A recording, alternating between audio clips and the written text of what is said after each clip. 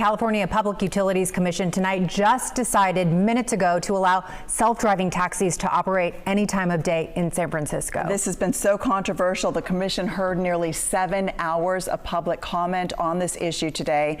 Again, they voted on this about 2 minutes ago.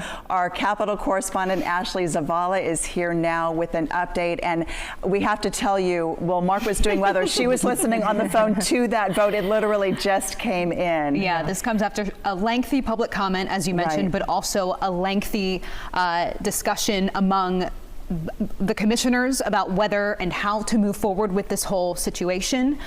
Much of the discussion today focused on safety concerns brought up by San Francisco city officials. This includes blocking roadways and keeping first responders from getting to where they're needed. The commission is now hoping to get a report in a few months on updates on that situation.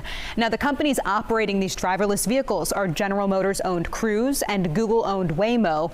Right now, one can operate at certain times, one could operate at certain times and in one part of the city, while the other could only offer free rides. Now that changes. They are allowed to expand taxi operation at any time of day. They're allowed to charge money for it. It could open the door for them to seek similar permits in other cities and states. Supporters say this will be a more affordable, safer option, with some disability groups backing the expansion. Others, including labor groups and drivers for Uber and Lyft, say these vehicles are safety threats, known for randomly stalling and causing traffic jams while holding up first responders. Others say it'll take away jobs. Let's stop giving these tech companies money, guys. It is time to bring money into San Francisco. We see the conventions we've been losing. We are in desperate need of people coming to San Francisco. You're going to take away jobs with this thing. You have to vote no today. I am a mother of an incredible child with autism. Autonomous has given me a new hope. My son will grow up to have a greater level of independence and safety that I really ever thought was possible. Now, those are just two of nearly more than 150 public commenters that the commission heard from today. Commissioner Genevieve Shiroma was the only commissioner to vote against this. She noted that there was no rush to approve the application and that more time was needed to dissect those public safety issues. And also, the commission really had until November to decide this, but ultimately they decided to move forward tonight. Well, first of all, good job getting this information to us so quickly.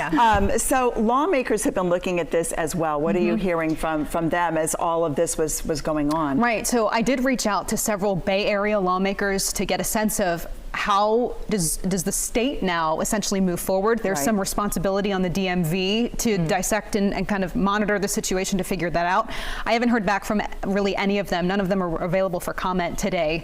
But certainly there are going to be impacts economically, and then with the workforce. As we know, labor is very powerful in California, and most of the labor groups in the state have a big issue with this decision now. So it's to be determined. We know the state of California has gotten involved in Uber and Lyft labor issues.